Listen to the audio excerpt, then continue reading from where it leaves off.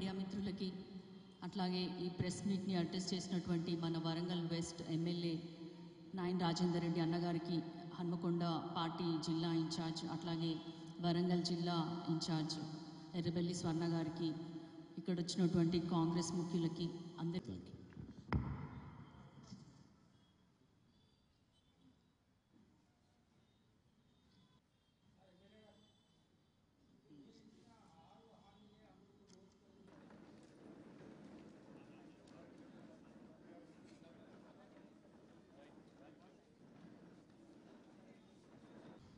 BRS TRS తెలియదు కానీ ఏ party అని పిలవాలన్నదని తెలియదు కానీ వారు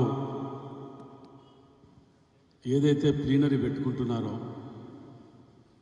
మిమ్మల్ని ఎట్లాగూ తిరస్కరించిన మీరు ఏడబెట్టుకుంటే మాకు వచ్చే నష్టమేం లేదు, లాభం లేదు. కానీ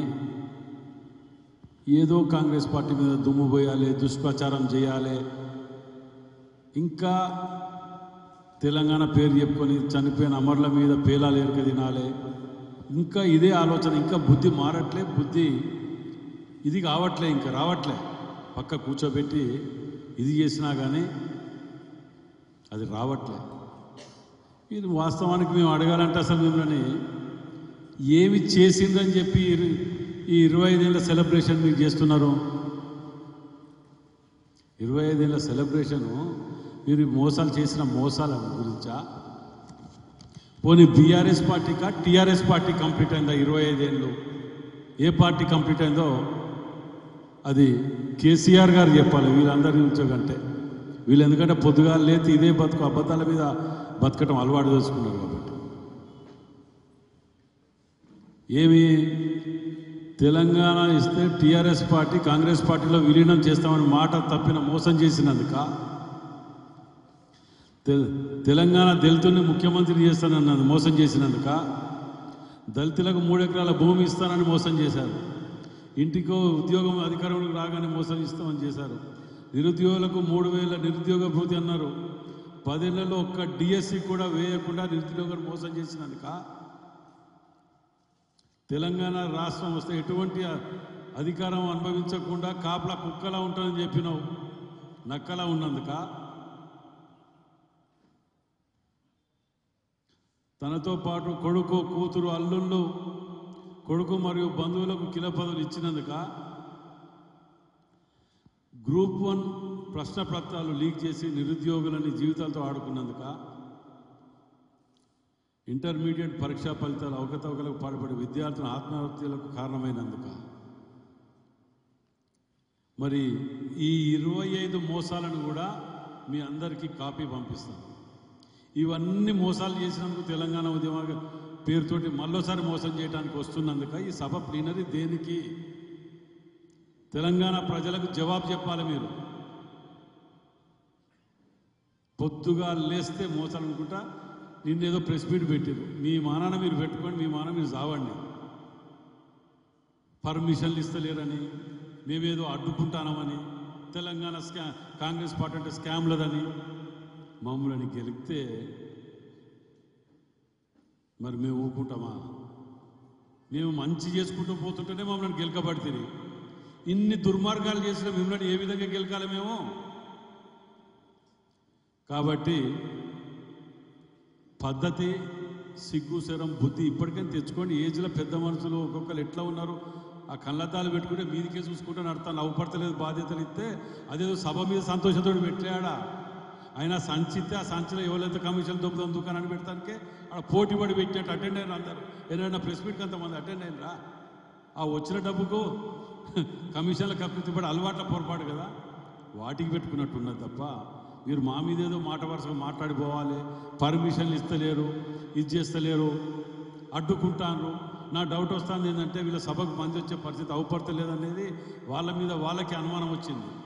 దాంతో మేమేదో పర్మిషన్ ఇస్తలేము, మేము అడ్డుకుంటామని అభియోగాలు మోపి రేపు రాకపోతే కూడా కాంగ్రెస్ వాళ్ళే అడ్డుకున్నారు, పోలీసులు అడ్డం పెట్టి అడ్డుకున్నారని వాళ్ళు చేసే విధంగా ప్రచారం చేసే విధంగా ఉన్నది. కాబట్టి మేము ఈ ముందు కొన్ని నిజాలు బయట పెడుతున్నాం. ఏసీపీ గారికి 28/3 నెల ACP Kazipet update permission Kazipet ACP గారికి. సో పోలీసు వారు పర్మిషన్ ఇస్తానికి మేము రెడీగా ఉన్నాం. కావలసిన పార్కింగ్ ఏరియా, మొబిలైజేషన్ ఎంత, డీటెయిల్స్ ఏమంటే సబ్మిట్ చేయాలని ఎవరినైనా అడుగుతారు. మేము అవతల ప్రతిపక్షంలో ఉన్నప్పుడు మమ్మల్ని అడిగినారు. మేము మాకైతే పార్కింగ్లు దొరకనియకుండా యూనివర్సిటీ గేట్లో బంద్ చేసిన సందర్భాలు, అసన్పర్తిలో బండ్లు ఆపితే నడుచుకుంటూ వచ్చిన సందర్భాలు చూసినాం. మేము అట్లా చేయదలుచుకోలేదు అని అడిగితే మొన్నటి వరకు కూడా ఇవ్వకుండా పోలీస్ ఆస్క్డ్ ఫర్ డీటెయిల్స్. కానీ ఫార్మెట్ కూడా ఇచ్చింది. ఆ రోజు పోలీస్ ఫార్మెట్ ఏ విధంగా ఫిల్ చేయాలి పర్మిషన్ కానీ ఇస్తే పత్తా జాడా లేకుండా పోయి కోర్టుల మాకు పర్మిషన్ ఇస్తలేరు, ఇచ్చేస్తలేరు అని చెప్పి కేసేస్తారు. అరే ఫార్మెట్లో మేము కోర్టులో పోయి ఏం చెప్పిండ్రు డిపార్ట్మెంటు, మాకు అసలు ఫార్మెట్ ఇచ్చిన పర్మిషన్ ఇస్తాను రెడీగా ఉన్నాం, వాళ్ళ సబ్మిట్ చేస్తలేరు, డీటెయిల్స్ అనేది సబ్మిట్ చేస్తలేరు అని అడిగితే కూడా సోయి సొక్కి లేకుండా ఆ డీటెయిల్స్ కోర్టులో చివాట పెట్టాడు చేస్తే 10వ తారీఖు రాత్రి 12 గంటలకు ఆ డీటెయిల్స్ పట్టుకొని వచ్చింది. నిన్నగాక మొన్న రాత్రి దొంగల తిరిగా 12 గంటలకు వచ్చారు. దొంగల తిరిగి దొంగల మూట అని 42 మూట కానీ అలవాటు పొరపాట్లు అన్నాం. 9/4 హైకోర్టులో రిట్ ఫైల్ చేసింది. సబ్మిట్ చేసింది మిడ్ నైట్ 11వ తారీఖు 10వ తారీఖు నైట్ అంటే మిడ్ నైట్ 11 తెల్లారి గట్ల మిడ్ నైట్ అంటే 12 గంటల ప్రాంతాన్ని తీసుకొచ్చి ఈ పర్మిషన్కి అప్లై చేసి వీరి డీటెయిల్స్ పట్టుకొని సబ్మిట్ చేసి గగ్గోలు పెడుతున్నారు. ఏమని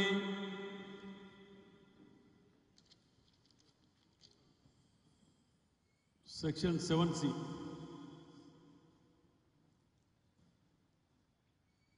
police act 22/3 1348F police act ఇది హైదరాబాద్. ఆ యాక్ట్ అనేది కేవలం వీళ్ళ మీటింగ్ గురించే మేమేదో అక్కడ పెట్టినట్టు ప్రచారం చేసేదో మీడియాలలో కూడా చూసినాం మనం. ఇది గత 10 ఏళ్ళకేళ్ళు ఉన్నదే, కొత్తగా మేము పెట్టింది ఏం లేదు. ప్రతి నెలలో దాన్ని ఎక్స్టెన్షన్ ఇస్తుంటారు. అంటే ఇది ప్రజలకు తెలియదు, దాన్ని మోసం చేస్తారా, ఇంకా ఏం మోసం చేయాలని ఇది చూస్తున్నారు. చదువుకున్న మేధావులు ఉన్నారు. నిన్న ప్రెస్ మీట్లో చూస్తే కొందరు ఉన్నారు, కొందరు తాగుబోతున్నారు. అలా ఏదో తాగి మాట్లాడింది అనుకుంటే అది కూడా కాదు, మేధావులు కూడా పక్కకున్నారు. అంత సోయి సొక్కి లేకుండా ఎవ్రీ మంత్ వీళ్ళు ఇష్యూ ద ప్రొహిబిటెడ్ ఆర్డర్స్. దీని మీద ఆర్డర్స్ ఎవ్రీ మంత్ ఇస్తారు. 10 ఏళ్ళలో ఇయ్యనట్టు గవర్నమెంట్ రాగానే వీళ్ళు ఏదో చెప్పెట్టగానే 10 లక్షల మంది వస్తారు, ఏదో మేము పొడుగు చేస్తాం, ఇంకా నమ్మేదో ఉరబోసుకుంటాం అని చెప్పి ఓ హైప్ క్రియేట్ చేసుకోవడానికి మా మీద బురద చల్లితే మేము చూసుకుంటూ ఊరుకుంటాం అనుకుంటున్నారా? స్కామ్ల కాంగ్రెస్ అట. ఆ ప్రెస్ మీట్ పెట్టి నీ సభ కూర్చుని ఏడొక స్కామ్ల కాంగ్రెస్ అంటాను కదా. 4 రోజులు అయితే జైళ్ళలో పోయేటోళ్ళు మీరు చేసిన పాపాలకు స్కామ్లకు అన్నిటికీ పాపం. నిజంగా చెప్తాను, 1200 వీళ్ళు యూనివర్సిటీ భూముల గురించి పరివారణ గురించి మాట్లాడుతున్నారు కదా. 1200 ఎకరాలు మంచిగా వరి పండి దగ్గరికి వచ్చే సమయానికి వచ్చినట్టు ప్రెజర్లు పెట్టి బెదిరించి ఆడ మాజీ ఎమ్మెల్యేలు వాళ్ళు వీళ్ళు కలిసి బెదిరించి అది ఎంత నాశనం చేస్తారో చూడండి. అది దాని మీద సోయలేదు కానీ దీని గురించి మాట్లాడుతాను. ఇవాళ వీళ్ళు కబ్జాలు పెట్టి పొద్దుగాలు లేస్తే 100 ఎకరాలు హైదరాబాద్లో కానీ ఇక్కడ కానీ కబ్జాలు పెట్టి దోసుకతిని వచ్చిన వీళ్ళు పరివారం గురించి మాట్లాడుతుంటే నవ్వొస్తున్న చూస్తుంటే. మీ పద్ధతి మార్చుకోండి. మీ పక్కకు కూర్చోబెట్టినా బుద్ధి రాకుండా ఇదే వ్యవహారం పెట్టుకుంటా ఇదే మనది అంటే ప్రజలు రేపు రాబోయే రోజులలో ఓటమి మిమ్మల్ని చేయటమే కాదు, తరిమి కొడతారు. గుర్తుపెట్టుకోండి. మీ యొక్క లబ్ధి గురించి మీకు సోయి సొక్కే లేదు. మీ పార్టీ పుట్టింది ఎప్పుడు, పేరు మార్చింది ఎప్పుడు, దేనికి పెడుతున్నారా 25 ఏళ్ళు దేనికి కంప్లీట్ అయిందని జవాబు చెప్పలేని స్థితిలో మీరు ఉంటారు. ఏదో మా మీద పెట్టి అవార్డు మీరు నేను అడిగిన కదా, ఈ 25 చెయ్యని ఫెయిల్యూర్ అయింది కదా, 10 ఏళ్ళు కంప్లీట్ అయినా చేయలేకపోయినారు. 15 నెలలల్లా మేము కంప్లీట్ చేసిన చర్చకు రమ్మంటే ప్రతి ప్రెస్ మీట్లా ఛాలెంజ్ చేసినా ఒక్కడు వచ్చిన దాఖలు లేదు. ఎన్ని చేసినా ఎన్ని చెప్పినా ఇవాళ ఒకటి మాట్లాడితే రేపు ఒకటి మాట్లాడటం, దాటి వేసిన ధోరణి.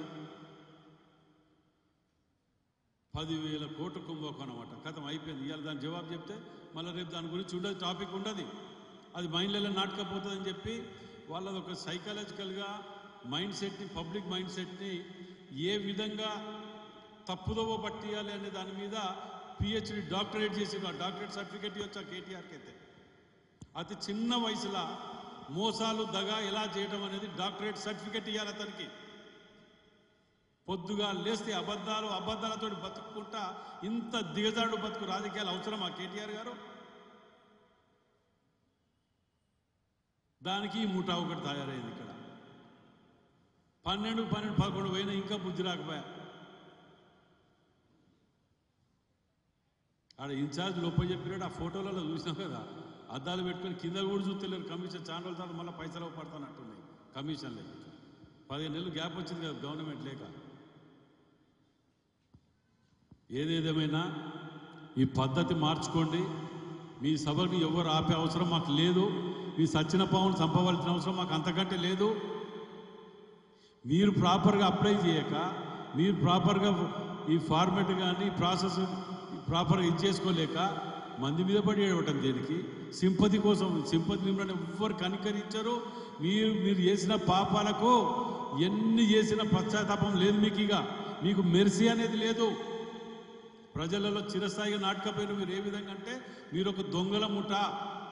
మీరేం చేయలేరు. 15 నెలల్లో ఏం చేసి గిన్ని చేయగలుగుతారా?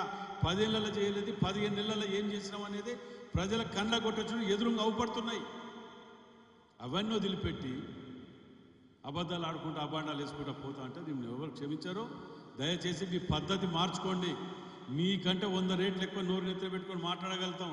మీరు పొద్దుగాలైతే దొంగతనంగా అడ్డదారిలో మాట్లాడుతూ ఈ విధంగా మాట్లాడితే మేము నిజాయితీగా, మేము కమిట్మెంట్గా, మేము ఒక లక్ష్యంతో మేము పోతున్నాం. మాకెంత ఉండాలి అంటే ప్రజలు చూస్తలేరు, గమనిస్తలేరు అనుకుంటే అది మీ యొక్క మూర్ఖత్వం. మీ వయసుకు ఇవి చేసే చేష్టలకు పొంతన లేదు. అది మంచి పద్ధతి కాదు.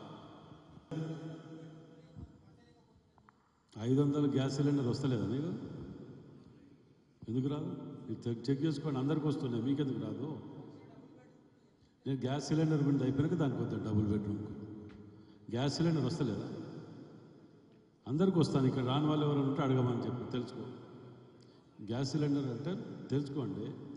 రెండవది రేషన్ కార్డులు కానివ్వండి, అందులో మేము పెట్టిన వాటిలల్లో 200 రూపీస్కు కరెంట్, 200 ఏది మన యూనిట్లకు కరెంట్ ఫ్రీ అనే దాని గురించి చూసుకోండి. ఇవన్నీ మీకు తెలుసుకుంటే బాగుంటుంది. అలా మేము అన్ని కంప్లీట్ చేసుకుంటూ వస్తున్నాం. 10 ఏళ్ళల్లో వాళ్ళు చెయ్యని గిన్ని చెప్పినాం. మేము 15 నెలలే అయింది. అన్ని ఒకటెనుకొకటి చేసుకుంటే వస్తూనే ఉన్నాం. చెప్పని కూడా సన్న బియ్యం కానీ కాడికి మొదలు పెడితే ప్రతిదీ కూడా చేసుకుంటూ వస్తున్నాం. మీ డబుల్ బెడ్రూమ్ అన్నారు కదా, ఇప్పటి వరకు 10 ఏళ్ళలో 8 ఏళ్ళు చేయలేదు. ఇప్పటికి 10 ఏళ్ళు అవుతుంది. మేము ఈ నెలలో కంప్లీట్ చేస్తాను దాన్ని. నిన్నగాక మొన్న రివ్యూ మీటింగ్ అయింది. నిన్న అలా మా దగ్గర ఆగట్లేదు, వాళ్ళ దగ్గర అడిషనల్గా తీసుకొని వచ్చి గతంలో డబ్బులు దోసుక తిని ఆడ తీసుకొచ్చి పెట్టిన వాళ్ళ పంచాయతీ పెట్టడం వలన డిలే అవుతుంటే ఇప్పుడు 12 గంటలకు ఇవాళ కూడా. కానీ అధికార యంత్రాంగం 3 డేస్ హాలిడేస్ అని చెప్పి ఆర్డీఓ గారు వీళ్ళందరూ బయటికి పోవడం వలన ఈ మీటింగ్ని, ఇప్పుడు 12 గంటలకు ఉన్న మీటింగ్ని జితేందర్ నగర్ పక్కకున్న ఈ 2 నగర్లను కూడా సోమవారమా మంగళవారమా పెట్టుకుందామని చెప్పి వాయిదా వేయడం జరిగింది. ఇవాళ కూడా వాటిని ఈ నెలలో ఎన్ని కాస్ట్ ఈ నెలలో 100% ఇస్తున్నాం. అందులో ఎటువంటి అనుమానం లేదు. ఇలా మేము ఒక కమిట్మెంట్ తోటి పోతున్నాం. మమ్మల్ని మీరు అడిగడానికి హక్కు ఉన్నది, మీరు అడుగుతున్నారు. కానీ దాంట్లో కూడా మీరు ఆలోచన చెయ్యండి. ఒక మహిళది అనేది సింపుల్గా అనొద్దు. అట్లా అంటే మాకు బాధ అంటే మేము ఇచ్చేటి మీరు చూడండి. సిలిండర్ ఇస్తున్నామా లేదా, 200 మీటర్ కరెంట్ ఇస్తున్నామా లేదా, సన్న బియ్యం ఇస్తున్నాం, రేషన్ కార్డు వెరిఫికేషన్ అయిపోయింది, రేషన్ కార్డు అది ఉచిత బస్ ప్రయాణం అనేది ఒకటే అవపడుతుంది. కళ్ళకు అవపడుతుంది, లొల్లి అవుతాయి కాబట్టి అవపడుతుంది. కానీ ఇవన్నీ అన్నీ ఉన్నాయి. వాళ్ళు ఏదో వాళ్ళు కోరుతుంటారు, చెప్పక చేయకుండా 10 ఏళ్ళు చేయలేదు, 15 నెలలు చేస్తుంటే చూసుకోలేక చేస్తుంటాడు. మేము మిగులు బడ్జెట్ ఇచ్చిన దాన్నే చేయలేకపోయినారు. అప్పుల బడ్జెట్ను కూడా మేము చేసుకుంటూ వస్తున్నాం అనేది మా ఇది.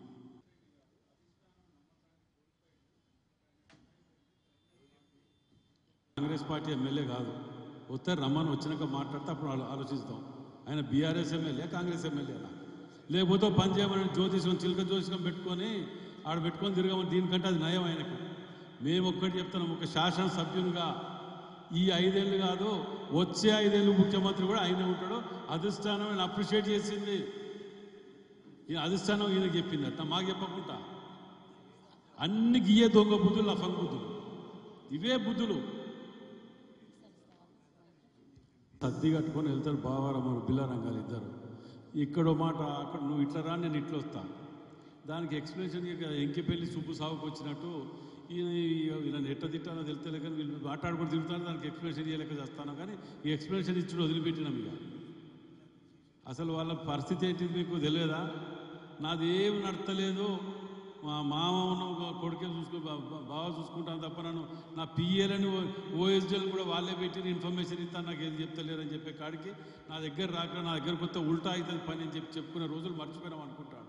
ఇప్పుడు కష్టకాలంలో ఉన్నది కాబట్టి హరీష్ అన్న నువ్వే రా అని మళ్ళా కొద్దిగా ఏదో గోకంగానే అటు ఇటు తిరుగుతాను, వదిలిపెడతాను. కానీ అది ఎప్పటికైనా అసలు ఫస్ట్ ఆఫ్ ఆల్ అది మొన్న పార్లమెంట్ ఎలక్షన్లో డిపాజిట్లు కోల్పోయి 0 స్థాయికి వచ్చిన పార్టీ, దానికి ఉన్న ఈ 4-5 లీడర్లు లొల్లిపెట్టడం బతికిస్తాను తప్ప, ఆ సోషల్ మీడియాని పెట్టి బతుకుతాను తప్ప, వాళ్ళ దగ్గర చచ్చిన పార్టీ గురించి మేమెందుకు కాన్సన్ట్రేట్ చేయాలి?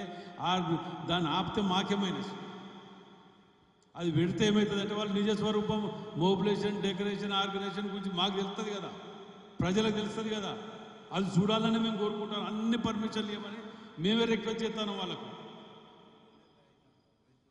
అది వదిలిపెట్టి ఏదో చేయలేక ఏదో ఏడిచినట్టు వాళ్ళకి అలవాటు అయిపోయింది. అది పొద్దుగా లేస్తే. Thank you. సభను అడ్డుకోవాల్సిన అవసరము అంత బలహీనంగా కాంగ్రెస్ పార్టీ లేదు. అదేవిధంగా వాళ్ళకి కూడా అర్థమైనట్టుంది, బీఆర్ఎస్ పార్టీ వాళ్ళకి ఈ సభకి ఎక్కువ మొత్తంలో జనాలని సమకూర్చలేరన్న విషయం వాళ్ళకి అర్థమైంది. కాబట్టి ఆ నెపాన్ని కాంగ్రెస్ పార్టీ మీద వేయాలని చూస్తున్నారు, దాన్ని నీరుగార్చి మమ్మల్ని బద్నాం చేయాలని చూస్తున్నారు. కానీ ఇంకొక విషయం ఏంటంటే, ఈ పార్టీ వాళ్ళ పార్టీ మీటింగ్ వరంగల్లో కాకుండా ఇతర ఏ జిల్లాలో పెట్టుకున్నా నామమాత్రంగానే నడిచేదేమో. ఎందుకంటే మీ అందరికీ తెలుసు, తెలంగాణ మొత్తంలో కూడా మన రాష్ట్రంలో చూసుకున్నట్టయితే వరంగల్ జిల్లాకి, ఉమ్మడి వరంగల్ జిల్లాకు వచ్చిన నిధులు ఇంకా ఏ జిల్లాకి కూడా మన ముఖ్యమంత్రి గారు రేవంత్ రెడ్డి గారు ఇవ్వలేదు. హైదరాబాద్ తర్వాత 2వ రాజధానిగా వరంగల్ని చేస్తా అన్న మాటని అక్షరాల నిజం చేస్తూ, వాళ్ళు అధికారంలో ఉన్నప్పుడు అండర్ గ్రౌండ్ డ్రైనేజ్ ఏదైతే చేస్తామన్నారో అది మేము వచ్చిన సంవత్సర కాలంలోపే జియోలు కూడా విడుదల చేయడమైంది. వివిధ అభివృద్ధి పనుల కోసము దాదాపు 6,000 కోట్ల నిధులు మంజూరు చేయడమైంది. అదేవిధంగా ఏ ఒక్క రంగాన్ని కూడా విస్మరించలేదు కాంగ్రెస్ పార్టీ కానీ కాంగ్రెస్ ప్రభుత్వం కానీ. అటు విద్యాపరంగా చూసుకుంటే యంగ్ ఇండియా ఇంటిగ్రేటెడ్ స్కూల్స్, మహిళల కోసం ఇందిరా మహిళా శక్తి క్యాంటీన్స్ కానీ, బస్సులకి ఓనర్లను చేయడం కానీ, ఇట్లా అనేక పథకాలు, ఉచిత బస్సు కానీ, గ్యాస్ సిలిండర్ 500కి 200 ఉచిత విద్యుత్, ఇట్లా అనేకమైన పథకాలు, ఇందిరమ్మ ఇండ్లు కూడా ఇప్పుడు నిజం కాబోతున్నాయి. అది మహిళలకు చూసుకున్నట్టు. తర్వాత వైద్యపరంగా చూసుకున్నా కూడా ఆరోగ్యశ్రీ మనము 5 లక్షల నుంచి 10 లక్షలు చేసినాము. తర్వాత మనకి స్టేట్ ఆఫ్ ఆర్ట్ బిల్డింగ్ కూడా వరంగల్లో ఏర్పాటు చేయడం అయింది. వరంగల్ని ఒక మెడికల్ హబ్గా తయారు చేయడానికి అన్ని విధాలుగా ముఖ్యమంత్రి గారు సహకరిస్తున్నారు. ఇప్పటికిప్పుడు కూడా స్పోర్ట్స్ క్రీడల పైన ప్రత్యేక దృష్టి పెట్టాలనే ఉద్దేశంతో నేను, ఎమ్మెల్యే గారు, కలెక్టర్ గారు, తర్వాత మున్సిపల్ కమిషనర్ గారు జేఎన్ఎస్ గ్రౌండ్స్కి వెళ్ళి ఏదైతే దాదాపు 2 దశాబ్దాలుగా పెండింగ్లో ఉన్నటువంటి ఆ జేఎన్ఎస్ గ్రౌండ్ రిపేర్ వర్క్స్ కానీ, కొత్త స్టేడియం కానీ, లేకపోతే కొత్త రూమ్స్ కానీ, ఇవన్నీ కూడా చూసి వచ్చాము. సో అట్లా ప్రతిదీ కూడా మేము ఒక టీం వర్క్గా మేము ఇట్లా పనిచేస్తుంటే వాళ్ళ టీం వర్క్ ఇప్పుడు అన్నగారు చెప్పినట్టు కమిషన్లు సేకరించడం, కమిషన్లు తీసుకోవడం అనేది అర్థమవుతుంది. రానున్న రోజులలో వరంగల్ రూపురేఖలు మారబోతున్నాయి. ఏదో కొంత పట్టు ఉంది బీఆర్ఎస్కి వరంగల్ మీద అన్న ఆలోచనలో వాళ్ళు ఉన్నారు. కానీ ఇప్పుడు మేము చేస్తున్నటువంటి అభివృద్ధి పనుల వల్ల వాళ్ళ ఏమంటారు, ఆ బీఆర్ఎస్ పార్టీ అనేది దాని ప్రభావం తగ్గింది ఆల్రెడీ. ఇక మీదట కూడా పూర్తిగా తగ్గుతుంది అన్న భయంతో మళ్ళీ ఇక్కడ వచ్చి ఏదో జెండా ఎగిరించాలని చూస్తున్నారు. కానీ మేము చేస్తున్న అభివృద్ధి పనులు ప్రజలు చూస్తున్నారు. వరంగల్కి మనకి ఎన్నో దశాబ్దాల కలలైనటువంటి coach factory, airport, textile park, ఇట్లా ఓఆర్ఆర్లు, మాస్టర్ కూడా ప్లాన్ అప్రూవల్, ఇట్లా అన్నీ కూడా ఒక్కొక్కటి దశల వారీగా మనము పూర్తి చేసుకుంటూ వస్తున్నాము. ప్రజలకి ఎమ్మెల్యేగా, ఎంపీగా మేము ఎలక్షన్స్కి వెళ్ళినప్పుడు ఏవైతే హామీలు ఇచ్చినామో అవన్నీ కూడా నెరవేరుస్తూ ప్రజలకి మేము సమాధానం ఇచ్చుకుంటున్నాము. కానీ వీళ్ళకి మాట్లాడడానికి ఏమీ లేదు. అందుకోసమని లేనిపోని ప్రతిరోజు ఏదో ఒకటి అబద్ధపు ప్రచారం చేసుకుంటూ వాళ్ళు సంపాదించిన ఆస్తుల నుంచి సోషల్ మీడియా పైన ఖర్చు చేస్తూ నెగిటివ్ ప్రచారం కల్పిస్తున్నారు. ప్రజలు అన్నీ చూస్తున్నారు. కానీ రానున్న రోజులలో వాళ్ళ పార్టీ మీటింగ్ కూడా సక్సెస్ అవ్వదు. అదే ఉద్దేశంతో వాళ్ళకి ఆ విషయం అర్థమైంది కాబట్టే రోజు ఒక మాట, రోజు ఒక ప్రెస్ మీట్ పెట్టి మమ్మల్ని అంటున్నారు. కాబట్టి మీడియా మిత్రుల ద్వారా తెలియజేసేది ఏంటంటే, వరంగల్ ప్రజలు మీరు గమనించండి, 10 ఏళ్లలో వరంగల్ ఎలా ఉంది, రానున్న ఈ సంవత్సర కాలంలోపు మార్పు ఏంటి, వచ్చిన పథకాలు ఏంటి, రాబోతున్న పథకాలు ఏంటి, జరగబోతున్న అభివృద్ధి ఏంటి అనేది మీరు కళ్ళారా చూస్తారు. మీరు కాంగ్రెస్ ప్రతినిధులుగా మమ్మల్ని ఎన్నుకున్నందుకు మీకు ఎప్పటికీ మేము రుణపడి ఉంటాము. ఇదే విధంగా మమ్మల్ని ఆశీర్వదించండి అని మిమ్మల్ని అందరినీ కోరుకుంటూ సెలవు తీసుకుంటున్నాను. Thank you. ఇప్పుడు మొన్న ఏఐసిసి మీటింగ్ అయింది అహ్మదాబాద్లో. అందులో రాహుల్ గాంధీ గారి ప్రసంగం సగం తెలంగాణ అభివృద్ధి మీదనే ఉన్నది. అంటే అంత అప్రిషియేట్ చేసి మన సీఎం గారు చేసిన పథకాల్ని దేశవ్యాప్తంగా అమలు చేయాలని ఉద్దేశంతో ఆయన మాట్లాడినారంటే ఆయనను మెచ్చుకున్నట్ట, లేకపోతే పక్కన పెట్టినట్ట? ఇవన్నీ ఏంటంటే ఆయనే ఇప్పుడు అపోజిషన్ ఏదోటి అంటారు, అవన్నీ సర్టిఫైడ్ కాదు కదా. పొద్దుగా